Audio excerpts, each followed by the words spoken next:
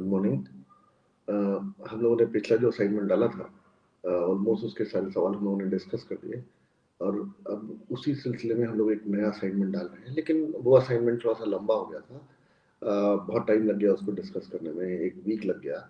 तो अब हम लोग कोशिश ये रहेगी कि हर अल्टरनेट डेज पे तुम लोगों को 1-2 बढ़िया सवाल दे दिए जाएँ और फिर उसको डिस्कस कर दिया जाए। जैसे कि आज मैं ये वाला कॉम्पिटिशन तुम लोगों को देने वाला हूँ और इस कॉम्पिटिशन को आज रात में हम लोग 9 बजे क्लास में डिस्कस कर देंगे, जिसका कि लिंक डिस्क्रिप्शन में रहेगा, तो तुम लोग उस क्लास को ज्वाइन कर सकते हो। बहुत सारे बच्चों के मेरे पास मैसेज आए और उन्होंने कहा कि इंटरनेट पे इतना सारा मटेरियल है एडवांस के लिए, समझ में नहीं आता कि कौन सा रिलेवेंट है, कौन सा इररिलेवेंट है। तो उस पॉइंट ऑफ व्यू से मैं तुम लोगों को अपने बारे में कुछ बातें बताना चाहता हूँ। तुम लोगों ने सारे लोगों ने जेईई के लिए जबरदस्त तरीके से प्रिपरेशन कर रहे होंगे। हमारे परिवार में भी सारे लोगों ने कभी ना कभी किसी ना किसी फेज पर तैयारी करी है। तो मेरे फादर के बारे में मैं तुम लोगों को बताऊं तो उन्होंने 62 में बीएचयू से ग्रेजुएट किया था।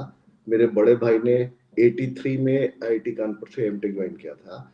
मैंने कानपुर आईआईटी में 87 में बीटेक ज्वाइन किया था।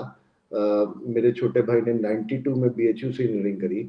उसके बाद मेरे बड़े भैया के बेटे ने रुड़की से 95 में इंजीनियरिंग ज्वाइन 2015 में इंजीनियरिंग ज्वाइन करी।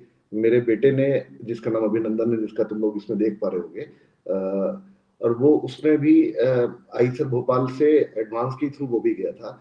तो हमारे परिवार में सारे लोगों को आईटी के पॉइंट ऑफ व्यू से बहुत आइडिया है और बड़ा वैरायटी के मैथ्स के सवाल आते हैं।